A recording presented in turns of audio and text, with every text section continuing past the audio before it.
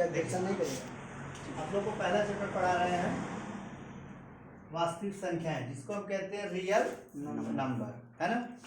तो देखिए संख्याएं बच्चों दो प्रकार की होती हैं, पहला दूसरा, जिसको हम कहते हैं वास्तविक संख्या, और दूसरा क्या है, काल्पनिक संख्या।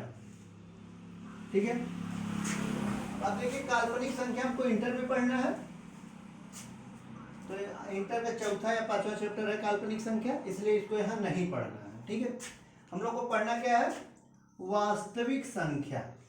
क्या पढ़ना है, वास्तविक संख्या। बच्चों वास्तविक संख्या को लगभग मुख्य रूप से 5 भाग में बांटा गया है। प्राकृतिक संख्या, पूर्ण संख्या, पूर्णांक संख्या, परिमेय संख्या, अपरिमेय संख्या।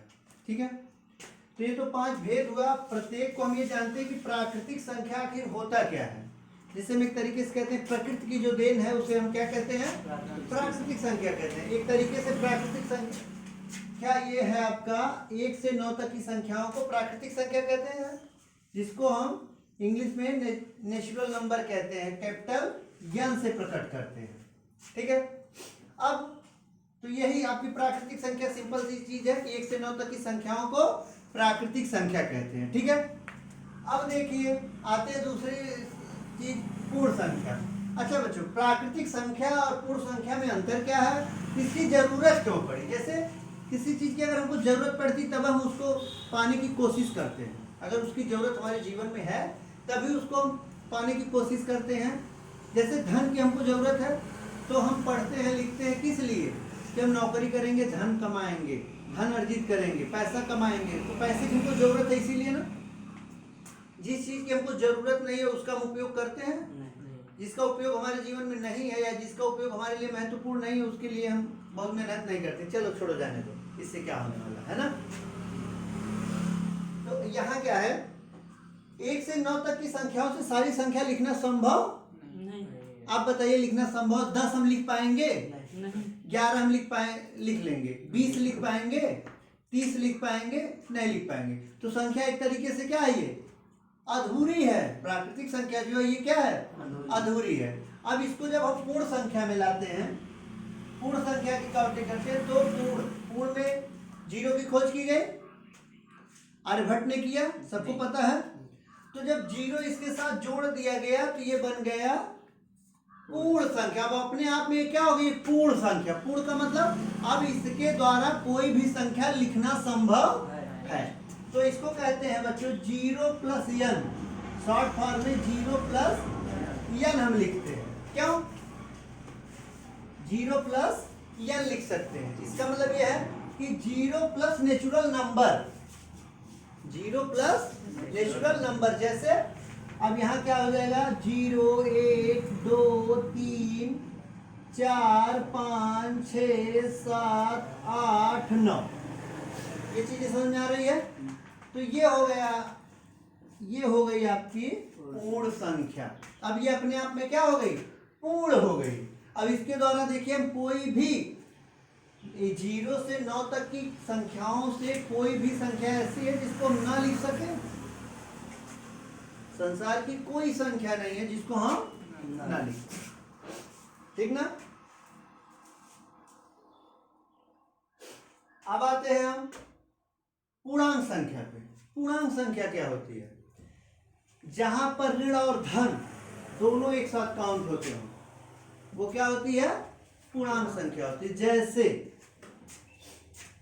जैसे देखिए, अगर बच्चों एक संख्या रेखा बनाते हो तो यहाँ 0 दर्शाते हो, इधर 1 2 3 4 5 6 मान लीजिए दर्शाए।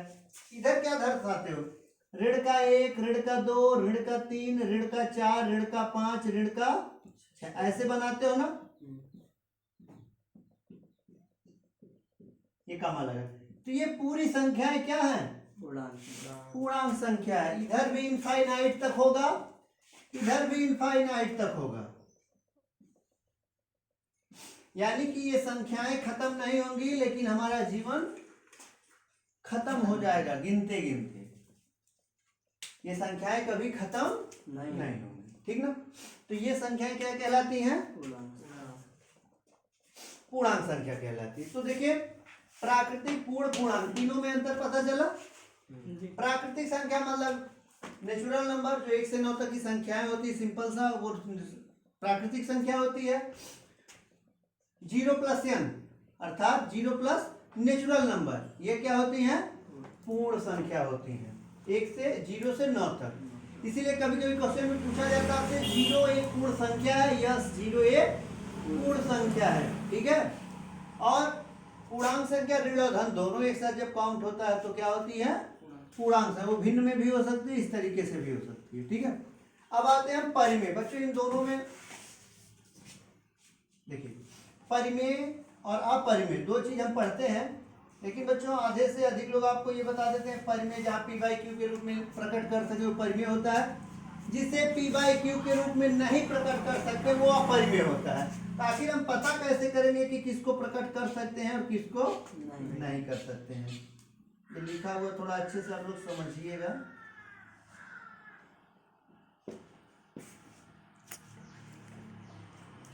ठीक है, अपरिमेय भी नीचे लिखते हैं।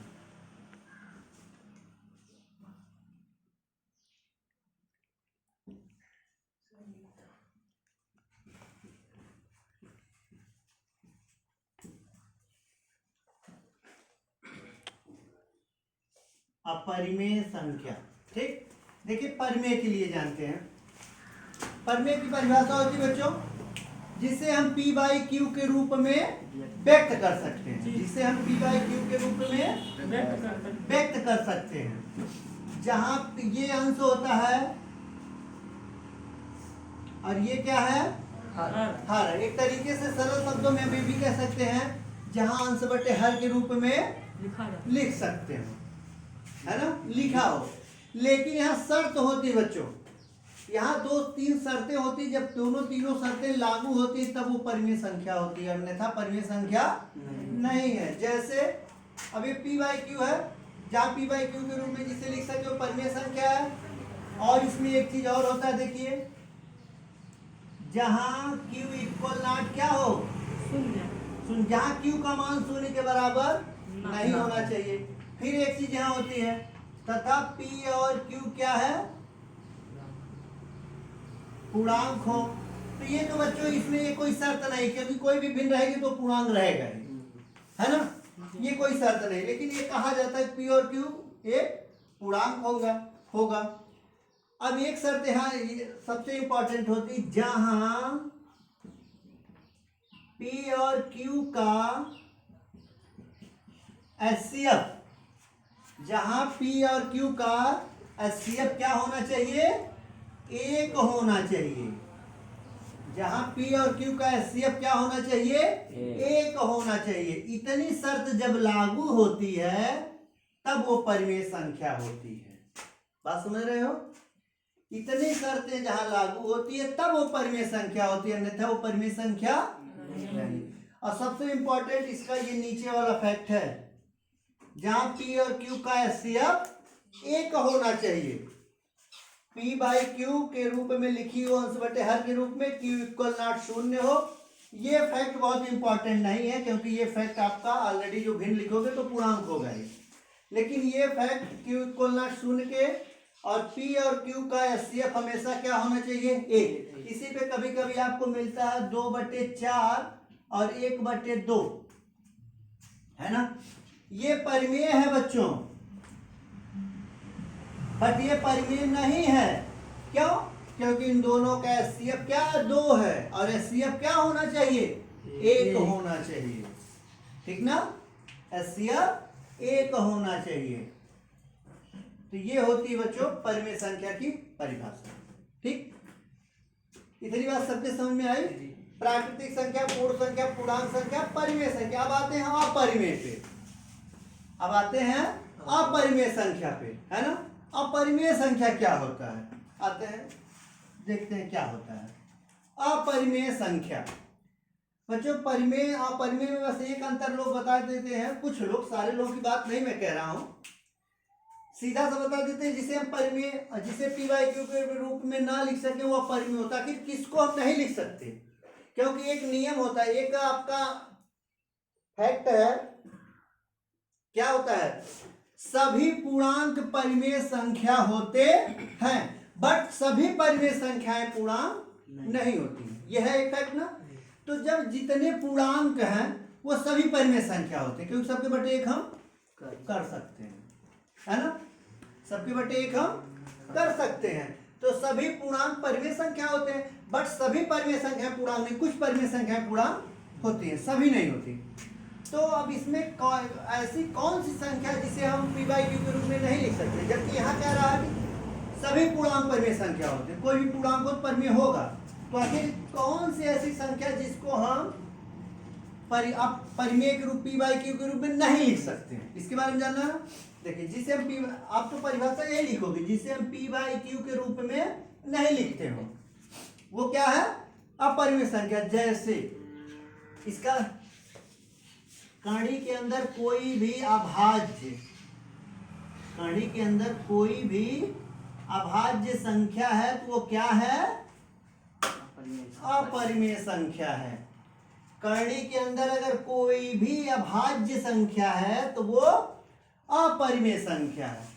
अब अभाज्य आया तो थोड़ा सा भाज्य और अभाज्य के बारे में जान लीजिए, है ना बच्चों। भाज्य और अभाज्य की परिभाषा होती है, भाज्य की परिभाषा होती है जो संख्या एक और स्वयं के अलावा, मतलब एक और स्वयं के अदर किसी अन्य संख्या से विभाजित होती हो, मतलब वो एक और स्वयं से सारी संख्याएं कटती हैं, उसके अलावा अगर वो किसी भी संख्या से कट रही है तो वो संख्याएं भाज्य संख्या होती हैं। और अभाज्य की परिभाषा क्या है, जो संख्या एक और स्वयं के अलावा अन्य किसी भी संख्या से विभाजित ना हो वे संख्याएं अभाज्य संख्या होती है। समझ में आई बात, वे संख्याएं अभाज्य संख्या होती है। तो अभाज्य का मतलब जो करणी के अंदर किसी से विभाजित होने वाली ना हो। जैसे करणी में सबसे छोटी अभाज्य संख्या 2 होती है बच्चों, ध्यान रखिएगा। 2 करणी में 2, करणी में 3, करणी में 5, है ना, करणी में 7, करणी में 9 नहीं, 9 भाज्य है बच्चों। सम विषम में वो विषम है, क्योंकि सम विषम की परिभाषा होती है जो 2 से कट जाए वो सम, जो 2 से ना कटे वो विषम, है ना।